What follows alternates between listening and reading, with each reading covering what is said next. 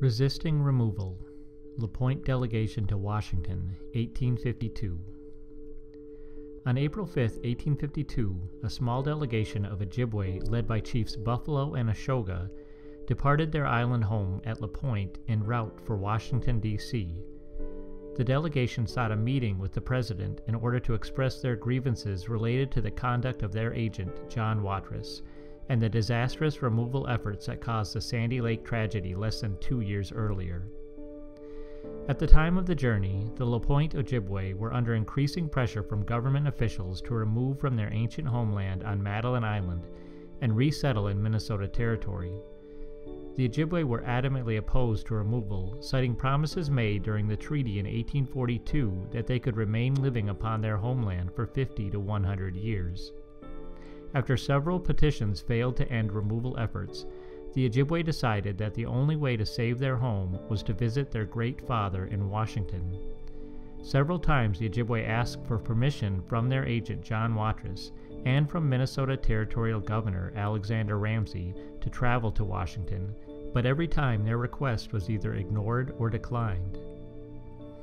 With the help of interpreter Benjamin Armstrong, the delegation set off for Washington by canoe, having never received permission.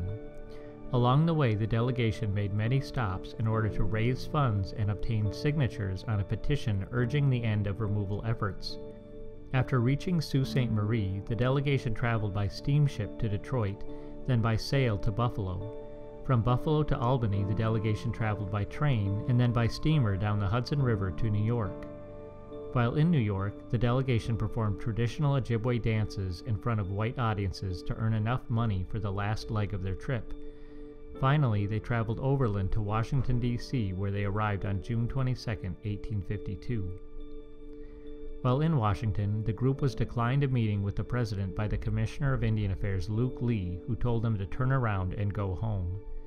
However, a fortuitous encounter with two congressmen at their hotel led to an arrangement of a meeting with President Millard Fillmore. During their meeting, Chief Oshoga gave a detailed account of all the wrongs done to the Lake Superior Ojibwe dating back to the Treaty of 1837.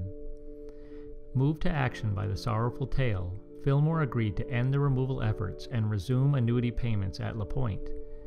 The following year, payment was made at Pointe, and in 1854 a new treaty was signed which provided the Ojibwe with permanent reservation homes within their homeland. A complete account of the delegation's trip to Washington is available through the memoir of interpreter Benjamin Armstrong.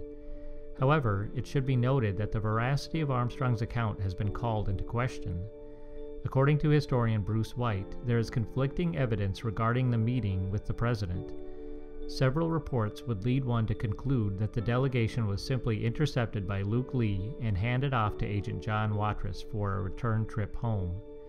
But there is also proof that the petitions were handed to the president by someone other than the Commissioner of Indian Affairs, which would likely have been the delegation itself. Whether or not the delegation met with the president is still a matter of question.